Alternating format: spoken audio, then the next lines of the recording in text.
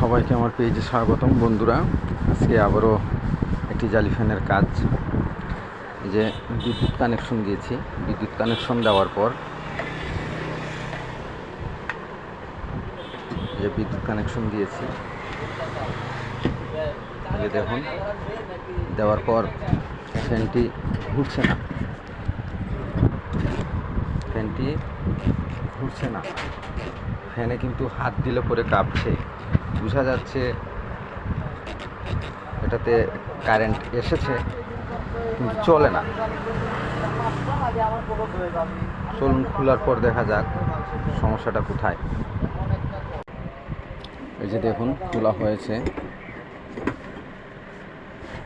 এমনিতে দেখলে মনে হচ্ছে কোয়ালিটি অনেক ভালো, কিন্তু কি কারণে চলছে না,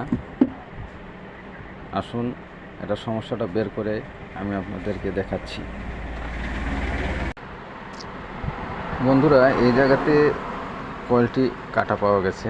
এই যে আমি তারটা লাগিয়েছি, এখন দেখা যাক কয়েলের সমস্যাটি পাওয়া গেছে। এখন এটা ফিটিং করব, ফিটিং করার পর দেখা যাক ফ্যানটি ঘুরে কিনা। নাটগুলো লাগানো হয়েছে, এবার আসুন দেখি ফ্যানটি ঘুরছে কিনা। তবে বন্ধুরা, আমি কিন্তু যেগুলো ভিডিও দেই এগুলো কিন্তু রিয়েল, কোনো সমস্যা নাই, কোনো ঝামেলা নাই, ঝামেলা মুক্ত। দেখি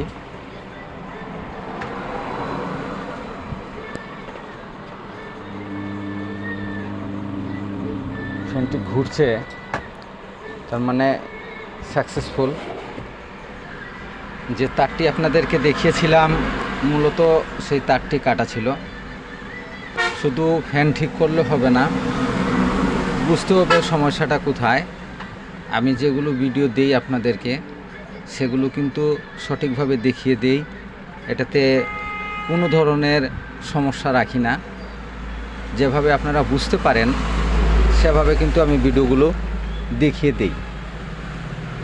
নাট খোলা বা রোগ বাইর করা এগুলা আমি দেখাই না, যার কারণে ভিডিওটি অনেক লম্বা হয়ে যায়। লম্বা হওয়ার কারণে, শর্ট ভিডিওর কারণে আমি কিন্তু ফ্যানটি খোলার পরে কিংবা অন্য কোনো টিভি হোক বা অন্য কোনো যন্ত্রাংশ খোলার পর কিন্তু আপনাদেরকে দেখিয়ে দিই যে কী কারণে সেটা চলছে না।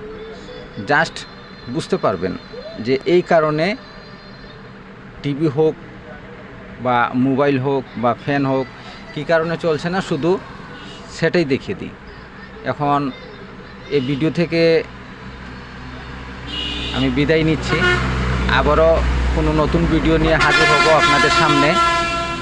আজকের মতো এখানে বিদায়। আমার ভিডিওতে লাইক কমেন্ট শেয়ার করার জন্য আপনাদেরকে অসংখ্য ধন্যবাদ।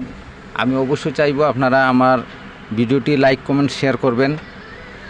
সবাইকে ধন্যবাদ।